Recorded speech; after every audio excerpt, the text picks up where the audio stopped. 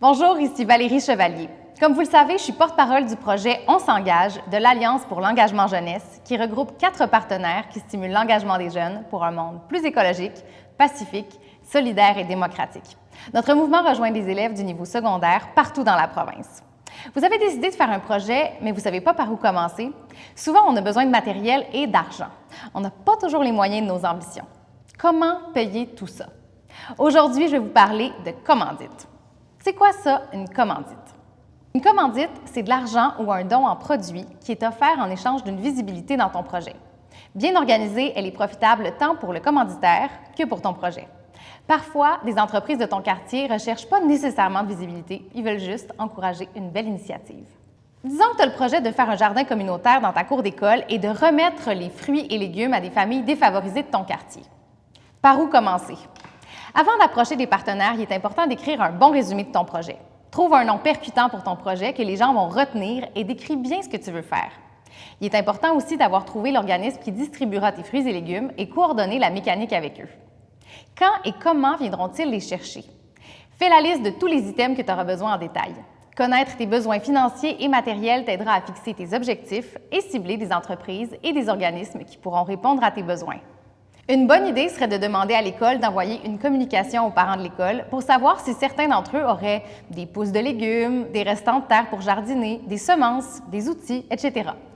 Tu peux vérifier aussi si ton école a des budgets pour t'aider dans ton projet et l'équipement nécessaire comme de l'eau courante accessible, même en dehors des heures d'école. C'est beaucoup de travail de s'occuper d'un jardin seul. Qui va t'aider dans ton projet?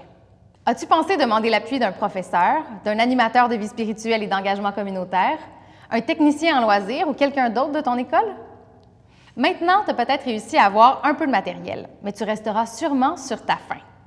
Prépare un document à l'ordinateur qui présentera clairement ton projet, idéalement avec des photos ou des croquis. Tu peux demander de l'aide d'un ami ou membre de ta famille qui est habile pour faire des documents ou du graphisme. Idéalement, tu pourras avoir une lettre de l'organisme et de la direction de ton école qui appuie ton projet. Fais réviser l'orthographe de ton document par un adulte qui maîtrise bien le français. Ça donne beaucoup de crédibilité et de professionnalisme à ton projet. La publicité pour les entreprises est interdite dans les écoles auprès des jeunes de moins de 13 ans. Comment pourrais-tu donner une visibilité à un généreux donateur dans ce partenariat pour que la population sache qu'il a aidé? Une bonne façon est de faire de la relation publique, c'est-à-dire de communiquer avec les médias locaux. On va en reparler dans une autre capsule.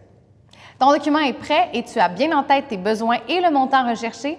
La première étape est de communiquer avec l'Alliance pour l'engagement jeunesse. Ils pourront par exemple te diriger vers des organismes qui financent ce type de projet ou même te fournir gratuitement des outils, du matériel ou des services d'accompagnement. Par exemple, savais-tu que la Fondation Monique Fitzbach remettra 40 000 $ pour des projets de jeunes motivés cette année? C'est le moment d'aller rencontrer les entreprises de ton quartier.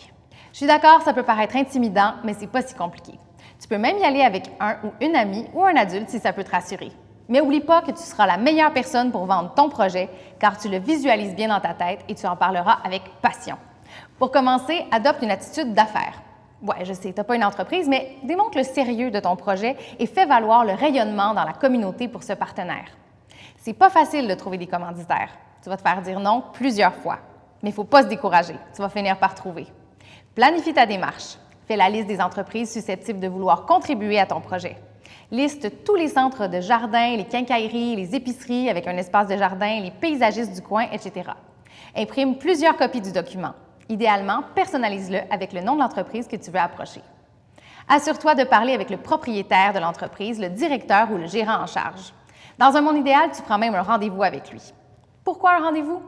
Parce qu'il est très occupé dans son commerce et si tu veux avoir le temps de bien lui présenter, il doit être disponible pour t'écouter.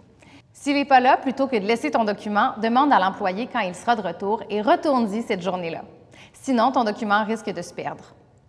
Empêche-toi pas d'approcher plusieurs centres de jardin concurrents. Ça prend plusieurs approches pour avoir un oui. Par contre, sois respectueux avec ton commanditaire et fais pas de publicité pour 2 concurrents. Fais plusieurs approches par jour, sinon tu vas perdre le momentum. La priorité du commanditaire potentiel, c'est pas ton projet. Alors, tu vas devoir le relancer pour faire des suivis. Dis-lui que tu dois débuter ton projet telle date. En mettant un échéancier plus précis, les entreprises risquent de se commettre plus rapidement. Donc, en résumé, fais une bonne description de ton projet, type de projet, durée, clientèle visée, coût et financement, participation demandée aux commanditaires. N'oublie pas de leur donner de la visibilité dans ton projet. Droit de parole aux conférences de presse, logos, dépliants, affiches, objets promotionnels, mentions dans les médias. Ah, et j'oubliais. Est-ce que j'ai besoin de te recommander d'éviter de contacter un commanditaire gênant, genre un producteur d'armement? Bonne chance et on a très hâte de voir tous vos projets. D'ailleurs, n'oubliez pas de les soumettre sur notre site onsengage.ca et de visiter notre page Facebook.